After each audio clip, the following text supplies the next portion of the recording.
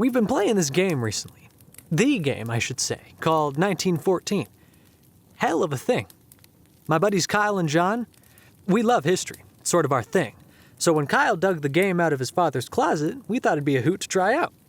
An unplayable board game from the 70s, 200 little cardboard squares marching across a grid of hexagons, tracing all the rivers, mountains, and cities of France. Each counter has 3 little numbers on it for attack, defense, and move. There's tables and numbers for moving, for combat, resupply, endless columns on dozens of dusty papers. John and me, we're the Germans. Kyle takes Frenchies, he's the only one who can make heads or tails of all the numbers, so we follow his lead. The game starts slow. Setup takes 3 hours, and the pieces move about half an inch a turn if you're lucky. Still, it's a blast. Belgium goes under real quick. Holland never stood a chance. Deutschers strike towards Verdun, and the Foreign Legion leads a charge to surround Metz. Just a bunch of squares shuffling, though. Around Session 4, things start to get a little weird.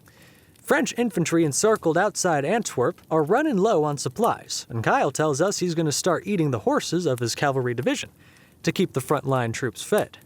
Says he gets a bonus if they eat the riders, too. We try to laugh that one off, but he cracks open the monstrous rulebook, and sure enough, the cannibalism efficacy chart says it plain as day, though God knows how often that particular contingency was expected to come up. That discovery put a whole new spin on gameplay. We started seeing what other optional rules we could dig up. The Osirian appendices, right after the play-by-mail section, changed the whole Brussels offensive. It's amazing what the holstered ribcage of an enemy does for the morale of your troops, at least according to the designer's notes. Turns out there's all sorts of mechanics that'll give you an edge for the right price. Blood sigils let you add +1 to your rolls, but only if the blood is fresh. Hollowed gore gives you an experience bonus. Marshal Fox swore by it. Barbed wire is tougher when woven with bone.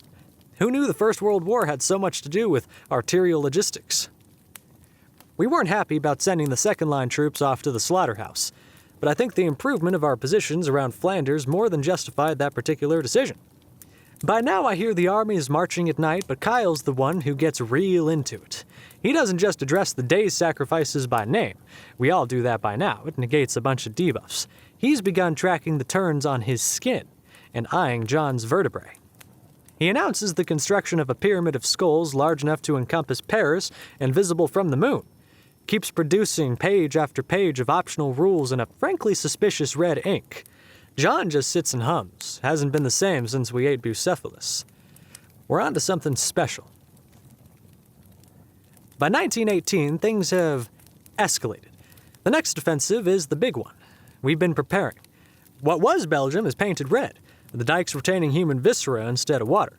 That's crucial to our success. The viscera, I mean. Our armies of millions are long gone, just a few 100,000 now. But what thousands?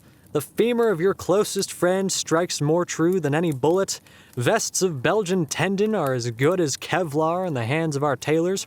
Supply problems are a thing of the past. Easier to keep our food on the hoof, or rather the boot. Each German carries 100 souls within his gullet. I don't want to think about what the French carry there. All but the best have been expended. Our modern soldier is frightfully effective, but requires a lot of ingredients. Summer of 1918. Kyle sits atop the Parisian ossuary and mocks us. There isn't going to be a 1919.